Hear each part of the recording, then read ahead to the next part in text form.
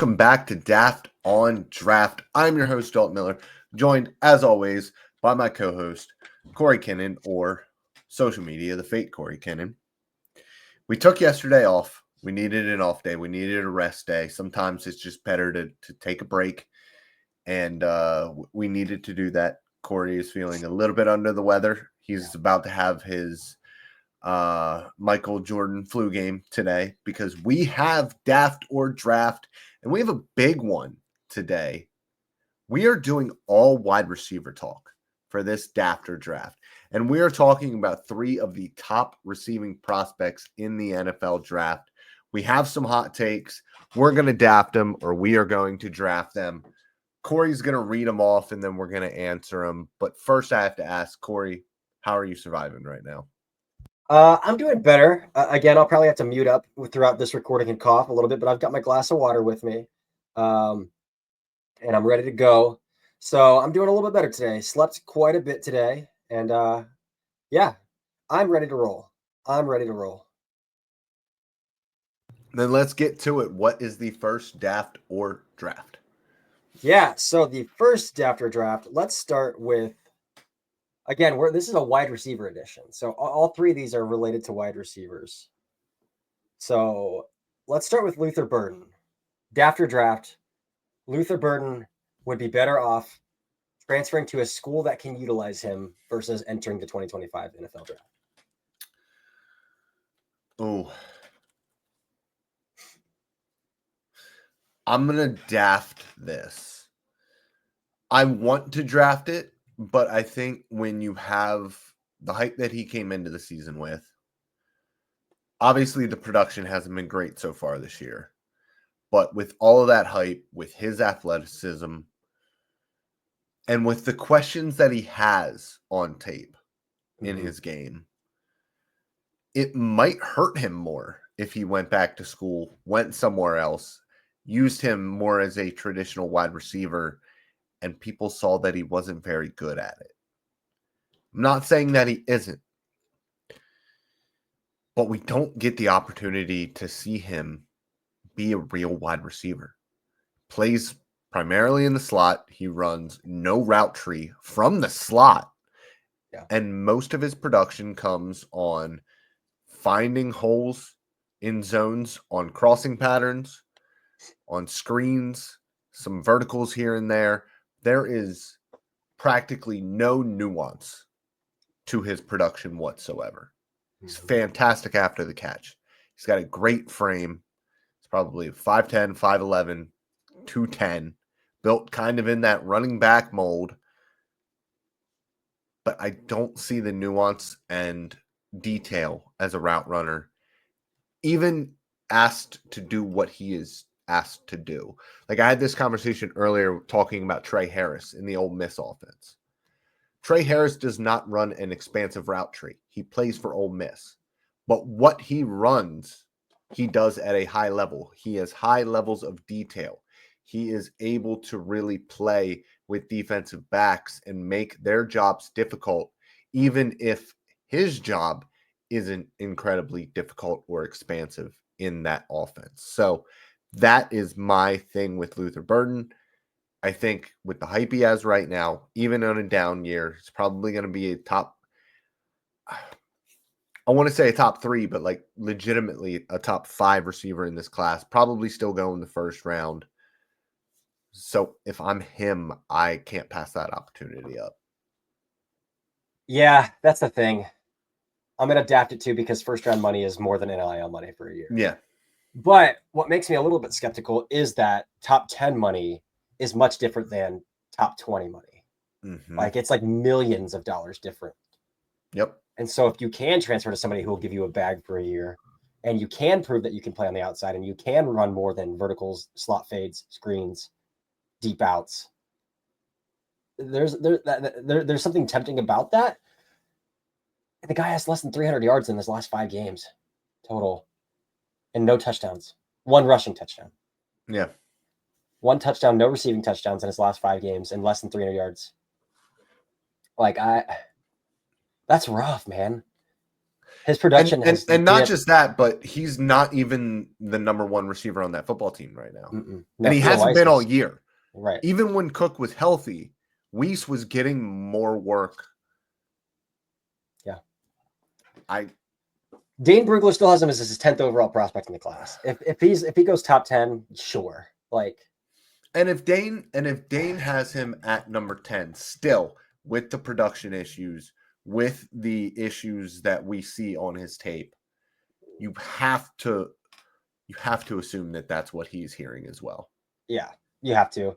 And again, we're kind of betting on traits at this point. When the production was there last year, we know what he's capable of. But his yards per reception are down 3 yards. His touchdowns are way down. His reception, everything is way down this year. And again, they've had some pretty abysmal quarterback play. But you would think because they have abysmal quarterback play, they would find ways to get him the ball more frequently in space, and they're not doing it. Yeah, you would think that would lead to more touches for Luther Burden, but it's not happening. I'm going to adapt it though too, because again, you can't turn down top 10 money. You can't do it. And again, I think betting on traits, I still think he's the more explosive receiver out of the two guys that we've talked about pretty predominantly as the top wide receivers in the class. Although we both have a third guy that we think deserves to be in that conversation and maybe at the top of that conversation. I have a fourth as well. Oh, you have a fourth too. Okay. Yeah. But I do think he's more explosive and more fluid than the typical top mocked guy. I do like his ball skills. His yak ability is still tremendous. So he has the tape that show these elite traits. And I think NFL teams are still willing to bet on those traits versus production in a pretty bad offense this year. So I'm going to daft it as well and say, nah, he's probably going to declare. But again, if his production keeps trickling down like this, then I don't know. But 2 weeks ago against Alabama, he had 3 catches for 3 yards as a potential top 10 pick in the draft. Mm-hmm. And again, production is production, but that's next to your name. Yeah, and two, like I said the other day, 2 of them were screens, and the other one was a hitch route that the corner was playing 15 yards off, and the quarterback scrambled and got it to him. Yeah. So I'll draft it too, just because that is life-changing money to get drafted in the top 10, which is still where Dane Brugler has him, which is still where, and just frequently, just frankly, I think his tape is still pretty good, even if you have to go back to when he was being utilized the best early in the season or to 2023 to kind of see that tape is still out there. So I'm going to go ahead and draft this one as well. Yeah. So let's get to the next one. What is it? Yeah, all right, moving on to the next after draft. Let's talk about the wide receiver in Arizona that is getting top 5 love, wide receiver 1 love. And here's the after draft surrounding Arizona wide receiver Tetairoa McMillan. After draft, his body type is actually a negative compared to being a positive for his NFL translation and draft stock. Yes, I'm going to draft this. Is he a one-of-one freak of nature with what appear to be 36-inch arms? They probably won't be. They'll probably be 34, 34 and a half, 35 maybe. But he has absolute vines. And on top of having those vines, he is actually able to maximize them as well. The way that he catches passes away from his frame is unique. Nobody else can do what he does. But we have to look at the comps for him because there aren't many guys in the world like him. So when we're looking at comparisons to Tetairoa McMillan, Drake London is one. T. Higgins is another. I'm trying to think of who. Mike Evans is the high end of it, but even Mike Evans was 15 pounds heavier than he was and more explosive. Yeah. I struggle to see, and listen, he is definitely smooth. He's a smooth mover. He's a good route runner. And that's kind of the thing for me, nuance, detail, it's all there as a route runner. And there's not a lot of wasted movement for him as a route runner, despite having those long legs. but he just doesn't have a ton of juice, and he doesn't have a ton of juice because he's 6'5", 220 pounds. And I just think the NFL game today has shifted all the way towards rewarding speed, agility, route running, natural separation ability, rather than his kind of archetype of receiver. Mm-hmm. I don't see where, and even if he is T. Higgins, Drake London, those guys aren't worth a top 5 pick. Even now, like London went 8th overall. He doesn't have a 1,000-yard year yet. He is not the number 1 wide receiver on his own football team. The number 1 wide receiver on his own football team was never a number 1 wide receiver before he got there. So you're that guy. You have a veteran quarterback who played with somebody who was a natural separator, but could also go up and get the ball against anybody anytime. And he wasn't afraid to test those windows. But those windows aren't being tested with Drake London in that offense with that quarterback. So I just sit back and I think he has to be Mike Evans, a one-of-one guy, to be worth that top 5, top 10 pick. Because just recent history, or history in general, is not favorable to a player like this. Now, if he could run a 4.3 like Randy Moss, it would be a different discussion. Yeah. But he doesn't. He's going to run a 4.5. Yeah. Yeah. He'd be lucky to run a 4.5, in my opinion. Oof. I'm talking for anywhere near 4.50. I think he's going to be in the 4.55 to 4.58 range. Yeah.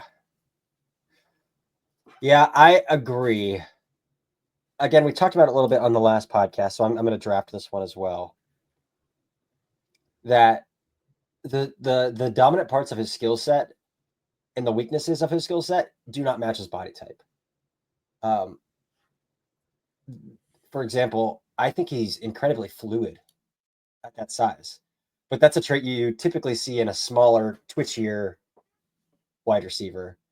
And yet he's 6'5" and he can do those things, which is definitely a positive to be able to do those things at 6'5". Like, I don't want to throw that around as it's not. What he's doing after the catch this year was not on his tape in 2023.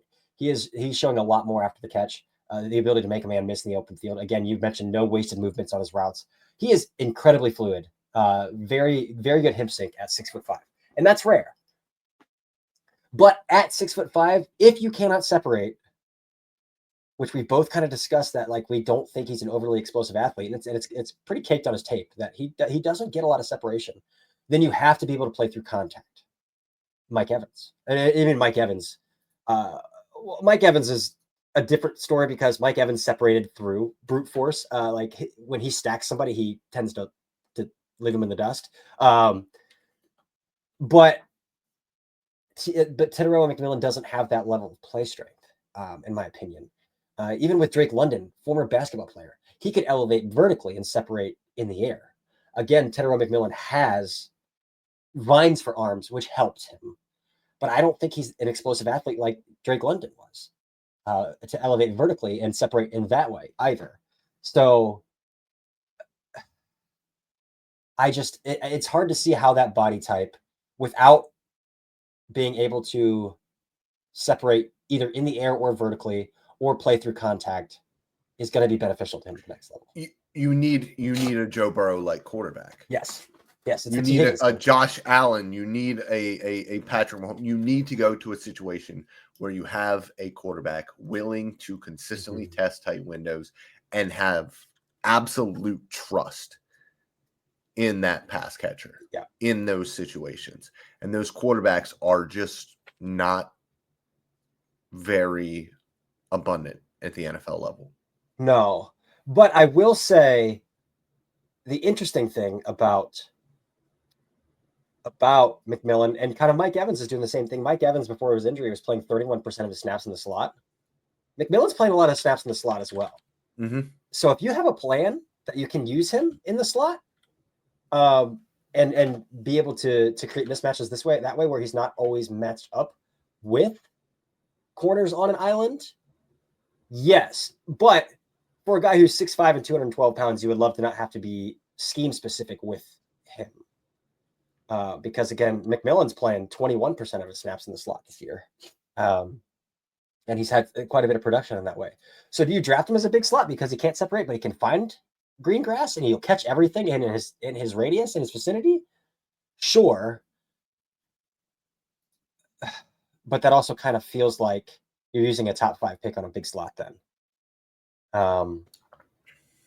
Again, he's below 50% in contested catch situations this year too. Like that's what I keep coming back to. If you're that big and you cannot separate, you have to be able to play through contact, and that's not something that he's shown. Oh, here's another comp. Here's another comp. I didn't even think about it because they're different positions. But Kyle Pitts. I thought about that as well. But Kyle Pitts is 250 pounds and runs a 4.3. Yeah. And how much success are we seeing from him? Yeah. Even with a serviceable quarterback this year. He has what did he actually end up running though? Did he run? Did he test? Did he run? It was the year they didn't have the combine. It was the year he came out. So he did run a 4.44 at his pro day. Right. Yeah. Okay. 4.44 and a 33.5-inch vertical. Was that all it was? His broad though was in the 98th percentile. Yeah, makes sense. At 6'5", 245. But again, that's 35 pounds heavier than what McMillan is. Yeah. So, yeah. I think there's question marks around his draft stock that you don't want there to be for a top 5 pick. Yeah, that's been my because and I bring all of this up because every single day on my Twitter, when I bring up the Cowboys or the draft, or somebody else is bringing up the Cowboys in the draft, everybody in the replies is saying Tet to the Cowboys, Tet to the Cowboys. I need Tet McMillan. And we're not, first of all, these people are football fans, but they're not people like us who consume NFL draft tape all of the time and actually watch these guys.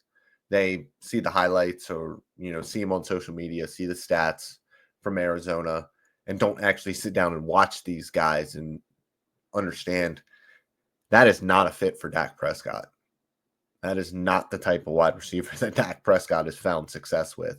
So, I need people to understand that, yes, it is a one-of-one frame, and he is produced unlike Bond or Burden in 2024. But there is so much that terrifies me about his projection to the NFL level that I cannot ignore. Yeah, I agree. All right, third Daft or draft. Let's talk about Travis Hunter here. Daft or draft. Travis Hunter is a first-round player as both a wide receiver and a cornerback. So I'm going to get super technical here with my answer. I'm going to Daft this for myself because for me, he graded as a second-round receiver, just outside of the first round. Technically speaking, he will be in my top 32 players. Yeah. As a wide receiver. So, yes, he is, by that definition, a first-round player as a wide receiver. And he's certainly a first-round player as a corner. And when I went back through his tape this year at wide receiver, they're asking him to do a lot more. Like last year, there was a lot of run 5 yards and turn around. And if Shadur tries to make a play, it was pretty much you're going to play offense and you are going to have some packages to get the ball in your hands, but you're not going to be the focal point of the offense because you have to play 90 defensive snaps every single week as well. That's out the window this year. They're asking him to run a full route tree, to be a real wide receiver, 65 plays a game on offense as well as defense. And he looks really good out there. He looks really good out there. And I feel like not just on the offensive side, but the defensive side as well, he's playing a more physical brand of football. Yes. He still has not been able to maximize his frame. I think that he will have to get stronger at the NFL level just from a consistency standpoint.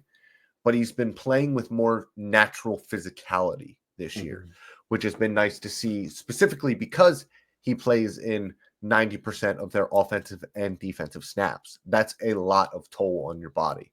But I think he's been fantastic as a wide receiver. I really like, obviously, the natural quickness that he has is on full display as a reactive athlete at corner. So you would imagine he would be able to do it at wide receiver, but it's another thing to actually have that detail. And I feel like he is showing it much, much more consistently so far this year. Yeah. On top of having 10 of 10, like 10 out of 10 ball skills. Yes. There's nobody that attacks the football better than him. No, not a chance. Not a chance. I'm going to draft this. And again, when we're talking about being a first-round player, I'm glad that you differentiated between a top 32 player versus getting a first-round grade. Yes. The purpose of grading scales are to hold the test of time. Like if we were to stick Luther Burden and we gave him a high second-round grade, and we stuck that grade into a previous draft class, where would he rank in that class? It's not, is he a first-round player in this year, but like that first-round grade holds over the test of time. Yes. But I think I'm still going to draft it. And I think it's because a lot of deficiencies on his tape at wide receiver are fatigue related. I think that's all of his. I think that's all of that's his. That's true. Yeah. Defense too. Yeah. Or are coachable related. Yeah. Like the big thing for me with him as a wide receiver is I do think he plays very high hipped off the line of scrimmage. Like I think he pops straight out of his stance off the line of scrimmage, and there's a lot of wasted movement working off of the ball. I think that's incredibly coachable. And we know that he's a fluid athlete. Again, the physicality is something else, man. Like, I don't know if we saw him doing that last year. Like, it feels like every touchdown that he catches is with a guy draped on his front. Mm-hmm. Like he's catching the ball through other people's arms. It's almost ridiculous. And then I think the most bizarre part is that, like, in 2023, he played 64% of his snaps in the slot. In 2024, he's playing 7% of his snaps in the slot. Mm-hmm. At 6'1", 185, and you mentioned, yeah, he needs to get bigger, and he does. But again, you get him into an NFL training room, but into an NFL training program. But he's 70% in contested catch situations. He's obviously they're everything runs through Travis Hunter. I think if this guy was just strictly playing wide receiver, he would be wide receiver 1 in this class. I think he's probably a Heisman candidate, as a wide receiver, just purely a wide receiver. Yeah. Mm-hmm. And he should win. Him and Jancy should be the only guys we're talking about right now, in my opinion. Mm-hmm. Like, there's no reason that you should force Cam Ward or Dylan Gabriel in this conversation this year. Let it be Travis Hunter. Let it be Ashton Jeanty. Have fun with it. But yeah, I'm going to draft it because I do think if he wasn't playing 150 snaps a game, we would see perhaps some cleaner technique and things like that in areas where I think this is kind of the only red flags I see in his game as a wide receiver. So then here's my issue. Because he's so good at both, the NFL can't play him at both. But he is going to want to play wide receiver. Uh-huh. Because if he cares about money at all, he's going to want to play wide receiver. And so I do wonder just how that's going to affect him mentally, emotionally at the NFL level, knowing like I could catch 80 passes a year and be a Pro Bowl caliber wide receiver and make $35 million a year, or I could be CB1 and make $25 million a year. Yeah. And have to play defense. It's just because no matter what, like even Pat Surtain, Champ Bailey, Revis, you're gonna look stupid every once in a while playing corner. Yeah. It's just the way that it goes. It's the name of the game. You're never gonna look like a fool out there playing wide receiver unless you are just a dope, which again, with Hunter, probably the most intelligent football player I've ever seen.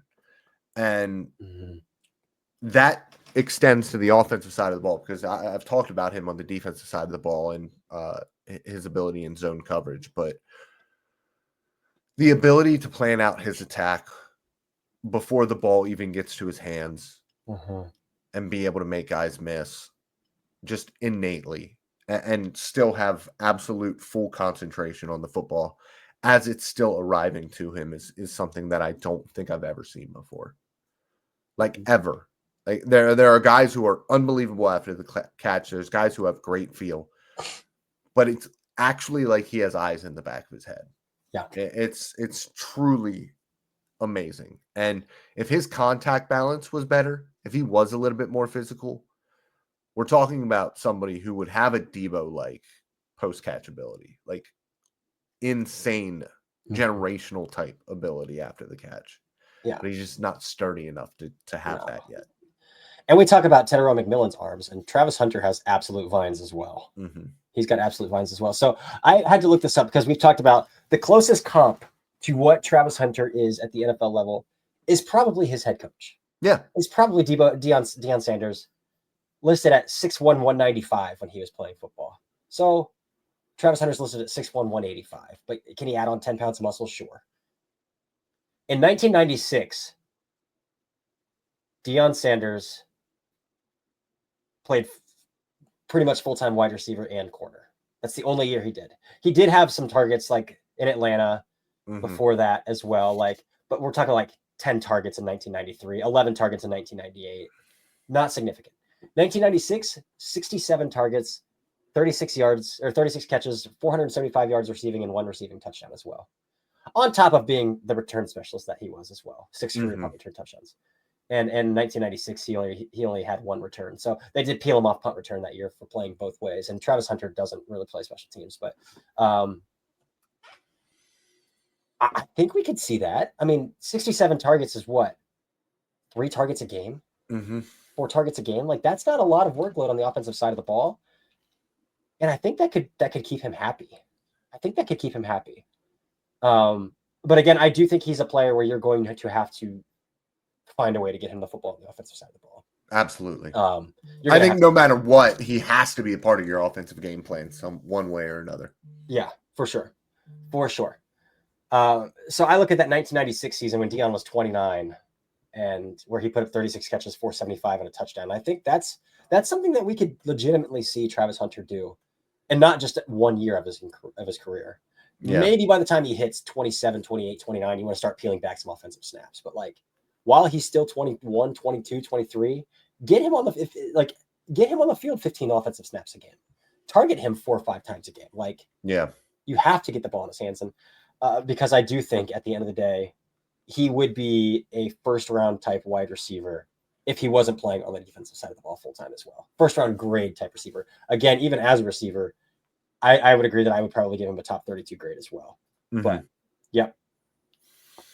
Yep. I mean, just right now, and I have like wide receivers, running backs, quarterbacks, and some offensive tackles, some edge rushers done right now. But Travis Hunter is my number 1 player at corner, and Travis Hunter is my number 6 player overall at wide receiver right now. The guys I have ahead of him are Mason Graham, Will Johnson, Ashton Jeanty, and Isaiah Bond. And Travis Hunter at corner. Like, yeah. That's how good he is. And that also goes to show like this class isn't awesome because I listed those guys and they're all first-round picks, and Hunter's the second round grade at overall number 6. Yeah. It's not great. But the very top of the class is a lot of fun. Like the very, very top is fun. It's just after that, it kind of falls off a cliff. Like I think the biggest difference between last year and this year is there were a lot of first-round guys last year on top of a couple of blue chip guys. This year, there's a couple of blue chip guys and then second rounders. Yep. Agreed. Weird year. Agreed. I will be curious if I have more than 7 first-round grades. I think I will because I think I will have. Yeah, I will. But it might not be more than 12. Okay. I have finalized most of the top. Not most of the top. That's a lie. But I have 2 right now, and that's only Mason Graham and Ashton Jeanty. So you haven't done Hunter yet. I haven't done Hunter yet. No, yeah. I haven't done Johnson yet. Like I haven't done corners yet. So Hunter and Yeah. Johnson for sure, probably gonna get up there. Oh, did I say Johnson? Because I meant to say Johnson. I think you did. I don't remember. He hasn't played a ton so far this year, guys. He's still a blue chip guy.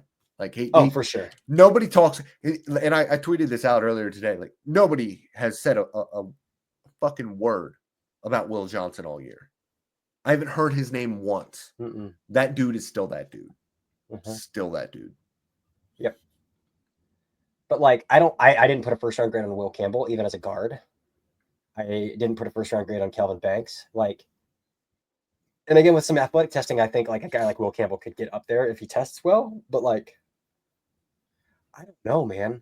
Like, I haven't seen a whole lot, but I do. I mean, I have a high 2 on Will Campbell, but yeah. So let's talk about that real quick. Let's talk about Will Campbell specifically, because I'm seeing a lot of people push back at the idea of making him a guard because, first of all, they say length isn't important at offensive tackle, which for the most part I actually agree with, but the NFL doesn't seem to care. But they're saying the move inside might not work because of his stance, because he's so upright in his stance at tackle. Will he be able to bend his knees as a guard in the stance and work that way? And I think he's a good enough athlete that he shouldn't have an issue in a new stance. But I did see Duke talking about this on Twitter a little bit. Stances are incredibly unique to the athlete.